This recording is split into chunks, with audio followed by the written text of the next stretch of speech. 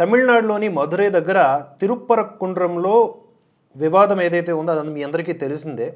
అయితే సుప్రీంకోర్టు దాకా వెళ్ళినటువంటి ఆ కేసు విషయంలో తాజాగా ఒక తీర్పు వచ్చింది. ఆ తీర్పు హిందువులకు అనుకూలంగానే వచ్చింది. వాటి రిలేటెడ్ డీటెయిల్స్ని టకాటకా చెప్పేస్తూ చివరిలో ఈ కేసుని ప్రభుత్వం తరపున అంటే హిందువులకు వ్యతిరేకముగా వాదించినటువంటి ఆ లాయర్ల గురించి కూడా మీకు చెప్తాను.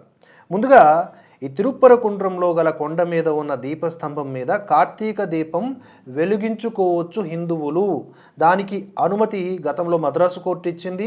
ఆ తర్వాత ప్రభుత్వం కావాలని మైనారిటీలందరూ బాధపడుతున్నారు, వాళ్ళ మనోభావాలు దెబ్బతింటున్నాయని చెప్పేసి సుప్రీంకోర్టు దాకా వెళ్తే ఇప్పుడు సుప్రీంకోర్టు కూడా మద్రాసు హైకోర్టు తీర్పునే సమర్థించడం జరిగింది. యాక్చువల్గా ఈ దీపం వివాదంపై మద్రాసు హైకోర్టు తీర్పును సవాలు చేస్తూ ఇమాం హుస్సేన్ అనే వ్యక్తి న్యాయవాది ప్రశాంత్ భూషణ్తో కలిసి, ఎవరు?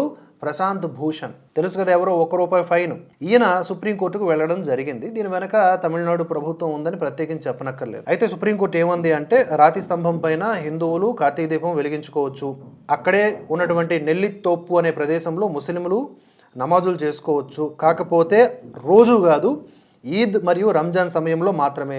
అలాగని చెప్పి అక్కడ జంతుబలి చేయడానికి కూడా వీలు లేదు, జంతుబలి నిషేధించబడింది. ఇలా ఈ కేసు విషయంలో ఒక స్పష్టతనైతే ఇచ్చింది సుప్రీంకోర్టు. ఇప్పుడు అక్కడ ఏమీ ప్రాబ్లం లేదు కదా.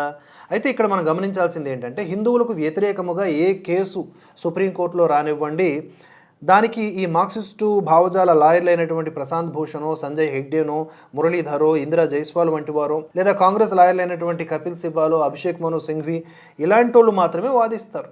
వీళ్ళకి ఎప్పుడు కూడా హిందువులు అణచివేసేవారు మైనారిటీలు, వాళ్ళ దృష్టిలో మైనారిటీలందరూ కూడా బాధితులు, అణచివేయబడుతున్నవారు.